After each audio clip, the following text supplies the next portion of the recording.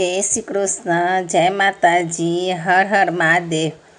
શ્રાવણ વદની અજા એકાદશી। આજે આપણે શ્રાવણ વદમાં આવતી અજા એકાદશી નામની એકાદશીની વ્રત કથા વિશે જાણશું।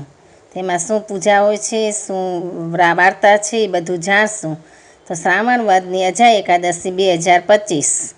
શ્રાવણસ્ય કૃષ્ણ પક્ષે તુકી નામ એકાદશી ભવેત એતાદિસ્વામહ શ્રોતુ કથ્યસ જનાર્દન।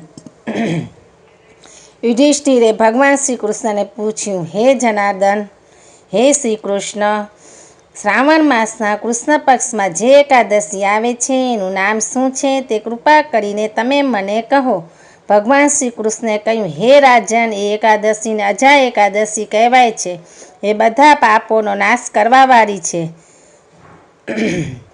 એ દિવસે જે મનુષ્ય ભગવાન ઋષિકેશનું પૂજન કરીને અજા એકાદશીનું વ્રત કરે છે એના સઘળા પાપો નષ્ટ થઈ જાય છે। એની પૌરાણિક કથા આ પ્રમાણે છે। પહેલાંના વખતમાં હરિશ્ચંદ્ર નામે પ્રખ્યાત ચક્રવર્તી રાજા થઈ ગયો।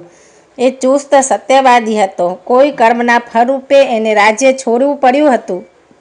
પોતાની પત્ની અને પોતાના પુત્રને પણ વેચવા પડ્યા હતા। પછી પોતે પણ વેચાઈ ગયો હતો।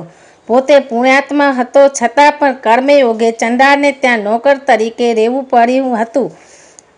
શમશાનમાંથી મરદા પરનું કાપડ લેવાનું કામ કરવું પડતું હતું। છતાં પણ રાજા હરિશ્ચંદ્રે સત્યનો ત્યાગ ન કર્યો। આ પ્રકારે ચંડાળને ત્યાં નોકરી કરતાં કરતાં ઘણા વર્ષો વીતી ગયા। પછી તે રાજા ચિંતા કરવા લાગ્યો, હવે હું શું કરું, ક્યાં જાઉં? આ સ્થિતિમાંથી તો મારો ઉદ્ધાર કેવી રીતે થઈ શકે? રાજાને શોકાતું રહેતા જોઈને એક મુનિ તેમની પાસે આવ્યા। એ ગૌતમ ઋષિ હતા। રાજાએ એમને પ્રણામ કર્યા અને પછી પોતાની વિતક કથા કહી સંભળાવી। રાજાની વાત સાંભળીને ગૌતમ ઋષિએ કહ્યું, હે રાજન, શ્રાવણ માસના કૃષ્ણ પક્ષમાં અજા નામની એકાદશી આવે છે। એ ઘણી પુણ્યમય છે। એનું તમે વ્રત કરો, આથી તમારા પાપનો અંત આવશે। એ દિવસે ઉપવાસ કરીને જાગરણ કરજો।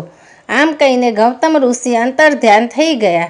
ઋષિના કહેવા પ્રમાણે રાજા હરિશ્ચંદ્રે વિધિપૂર્વક એ વ્રત કર્યું। એ વ્રતના પ્રભાવથી એમના બધા જ પાપોનો નાશ થયો।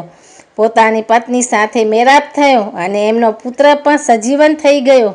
દેવલોકમાંથી દેવતાઓએ દુંદુભી અને નગારા વગાડ્યા તેમજ ફૂલોની વૃષ્ટિ કરી અને એનું પાછું રાજ્ય પણ મળી ગયું।